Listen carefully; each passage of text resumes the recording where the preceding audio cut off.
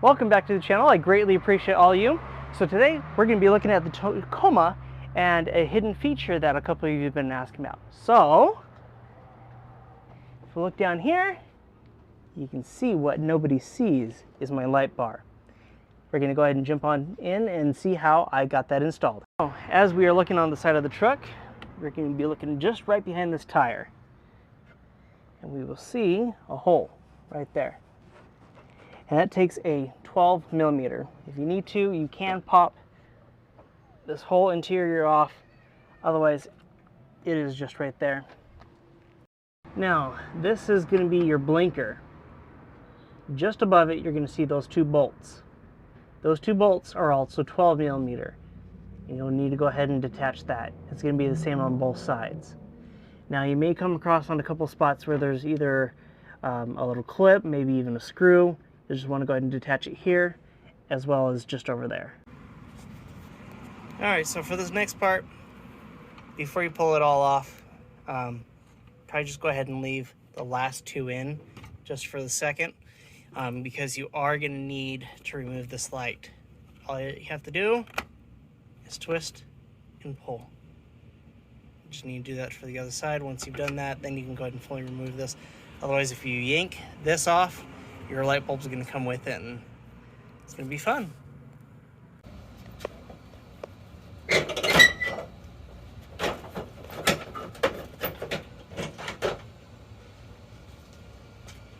For this next part, you are going to want to come over here, pop your hood, and you will find the lever should be right here, next to the symbol. Use that, go ahead and pop up your hood. You can see that there's some kind of already preset holes that are in here. I did take advantage of one of these, and I went ahead and placed my first one in here. There was a little nut that I could place under in there that came with my kit. But on this side, the hole was just a little bit too far away from my 32-inch light bar. So I did go ahead and pre-drill one of my own holes. As you can see, it's a fairly close fit. But that's really all that I needed to do to go ahead and put it in there, and it was just the right distance back, so that way it didn't interfere with the light bar. Light bar was low and was high enough that I could be able to get that wire to tuck in back behind here.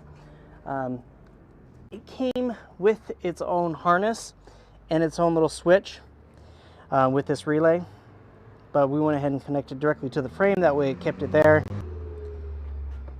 And with the rest of the wiring kit, went ahead and had a fuse installed in there, connected it here, and we have this little fuse right there. So this is the fuse for the light bar itself. This is simply the fuse for the switch that I have inside, and obviously we have it grounded to the frame of the vehicle. I had a whole bunch of extra cord left over. Thought I had this zip tied at one point, but I guess it broke off. But I've got that tucked in down here by my battery, and just snaked it up through down from there.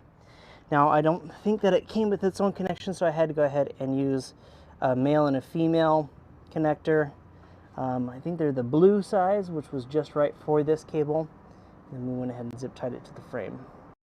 So down here, we're looking at the firewall. So you can go ahead and run all of your cables through there. You can use a wire, or you can use a rope, or whatever you have to go ahead and get it pulled in through there. I went ahead and used some zip ties to kind of keep it up there, so that way it wouldn't be dragging across anywhere. And then I tucked it down back behind this panel. You are going to need to remove a couple things here. You'll need to remove this, as well as this little beveled.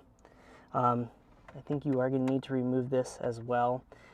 Mine just had a blank spot here. It was actually just covered up. And this is usually where the airbag is located on most of the vehicles, but again, mine was just blank, so I went ahead and installed mine in there. Now, this is going to need a ground wire to attach to it. I believe that I went ahead and attached it to the frame on the inside here when everything was apart. Otherwise, you can run it back to the battery.